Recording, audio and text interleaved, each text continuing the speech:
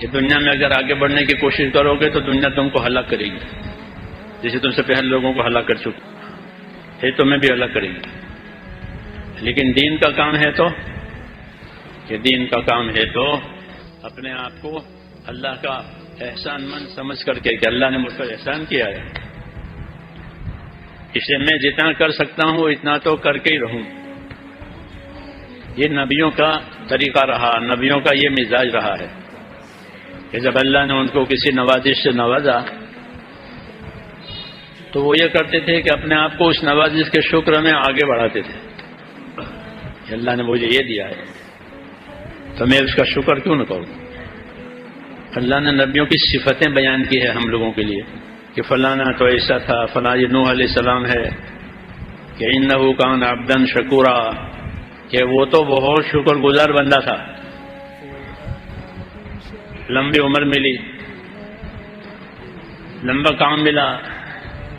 سارا سال روزہ رکھتے تھے نوح علیہ السلام۔ تبلیغ تو کرتے ہی تھے، ان کی تبلیغ تو 950 سال کی آپ کو معلوم ہے کہ سارا سال روزہ رکھتے، اپنی عبادت، اپنی محنت، اپنی دعوت۔ کہ آدم علیہ السلام کے بعد یہ پہلا نبی ہے جو دعوت لے کر کے آیا ہے اور قوم کی گمراہی سے اس کو سابقہ پڑا ہے، یہ پہلا نبی، اس لیے اس کو آدم ثانی کہتے ہیں، اور نسل بھی انہی سے چلی ہے، ان کے بیٹوں سے، کہ اللہ نے مجھے نبوت دی ہے، اللہ نے وہ سرفراز فرمایا ہے۔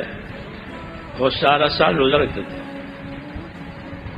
اور دعوت و تبلیغ تو کرتے ہی تھے، لوگوں کو سمجھاتے تھے، لوگوں کے پاس دعوت جاتے تھے، تنہائیوں میں ملتے تھے، کھلم کھلا بھی ملتے تھے، مجمع سے بھی بات کرتے تھے، اکیلے سے بھی بات کرتے تھے،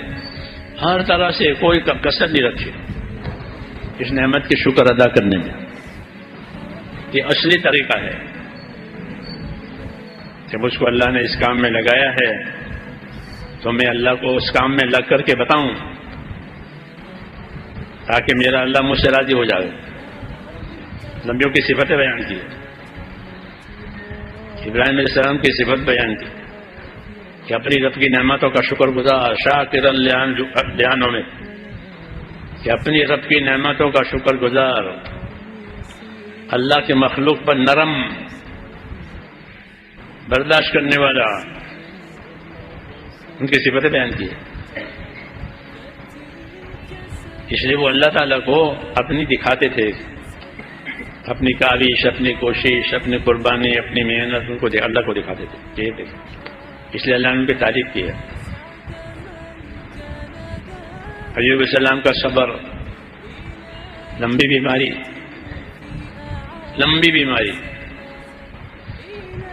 اس لمبی بیماری میں کوئی شکایت نہیں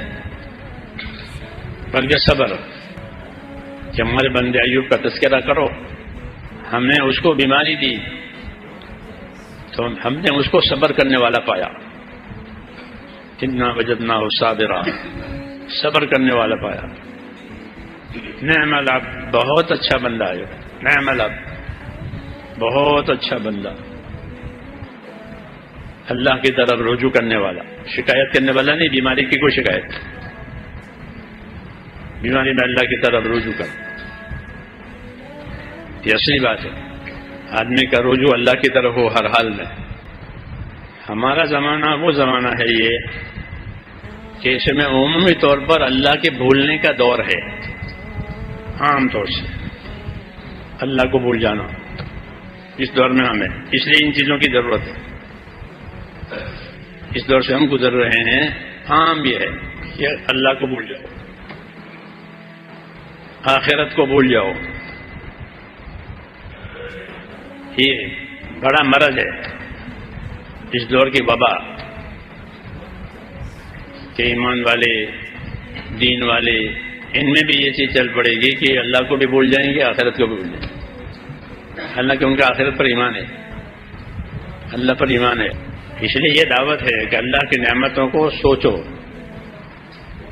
کہ میرے ساتھ اللہ نے کیا کیا کیا ہے۔ تکلیف کو تو دیکھتا ہے آدمی، یہ ہو گیا، یہ ہو گیا، یہ ہو گیا، حالانکہ یہ بھی ادب کے خلاف ہے۔ ادب یہ ہے کہ جب جو کوئی تکلیف آوے تو سوچے یہ کہ اللہ کو طاقت تھی کہ اس سے بڑی تکلیف مجھ کو دے سکتا تھا، یہ دی ہے تو یہ تو ہلکی ہے۔ عبداللہ بن عباس کے پاس ایک عورت آئی مسئلہ پوچھنا، پاکی کا مسئلہ تھا۔ ابن عباس نے اس کا جواب دیا اور یہ کہا کہ پاکی کے لیے آپ کو 2 مرتبہ نہانا پڑے گا اور تب آپ کی نماز صحیح ہوگی ان کی کوئی حالت ایسی کہ 2 مرتبہ آپ کو نہانا پڑے گا 24 گھنٹے میں تو آپ کی نماز صحیح ہو سکے، یہ فتویٰ دیا۔ تو وہ کہنے لگی ابن عباس ہمارے شہر ہمارے علاقے تو بہت ٹھنڈے ہیں، 2 دفعہ نہانا بڑا کام ہے، یہ کہنے لگی۔ ابن عباس نے فرمایا کہ سوچو اگر اللہ تعالیٰ چاہتا تو اس سے بڑی تکلیف بھی ڈال سکتا تھا، تو نہانے سے تمہارا کام ہو رہا ہے، کچھ کرنا ہے نہانا ہے، یہ نہانے سے تمہارا کام بنتا، ورنہ اللہ چاہتا تو اس سے بڑی تکلیف ڈالتا۔ تو یہ طریقہ ہے آگے بڑھنے کا تکلیف میں بھی، کہ اللہ چاہتا تو اس سے بڑی تکلیف ڈالتا۔ میرے ایک ساتھی تھا، اس کی بیوی کا انتقال ہو گیا، میں اس کی تعزیت کے لیے گیا، میں نے اس کو تسلی دی کہ اللہ تعالیٰ مرحومہ کی مغفرت فرماوے، اللہ آپ کو صبر دے۔ میں نے کہا آپ کو یہ سوچنا چاہیے، غم تو ہوگا کیوں کہ بیوی کا انتقال ہو گیا، گھر خالی ہو گیا، تاکہ آپ یہ سوچیں کہ اللہ تعالیٰ نے اس کو موت دے دی، اگر خدا نہ خواستہ وہ بیماری میں دیوانی ہو جاتی تو آپ کیا کرتے، کتنی پریشانی ہوتی، عورت پاگل ہو گئی، زندہ تو رہی لیکن پاگل ہو گئی، تو اللہ کا احسان ہے کہ اس الجھن سے بچا دیا اور اس کا وقت پورا ہو گیا، اس کو اٹھا لیا، نہیں تو اگر وہ دیوانی رہتی اور زندہ رہتی تو کتنی مصیبت، عورت دیوانی ہو تو یہ سکھایا ہے۔ ہاں، لوگ تکلیفوں کی وجہ سے دین میں پیچھے ہو جاتے ہیں، ہاں یہ ہے، حالانکہ ان کو یہ سوچنا چاہیے کہ یہ تو ہلکا ہے، اللہ تو اسے بھاری بھی ڈال سکتا تھا۔ جی ہاں، تو اپنے اندر میں آمادگی اور تیاری ہوگی کہ تنگی ہے کہ اللہ اسے بھی تنگی بڑی ڈال سکتا تھا، اس لیے نبیوں کی صفتیں بیان کی ہے کہ ان پر حالات آئے تو انہوں نے یہ کیا، ان پر حالات آئے تو یہ کیا، کہ ان کی یہ صفت تھی، یہ ان کی خصلت تھی، یہ ان کی عادت تھی۔ یہ سمجھنے کی بات ہے، رسمی بات نہیں ہے، رواجی بات نہیں ہے، تبلیغ کی تقریب میں سمجھنا اس کو فقط،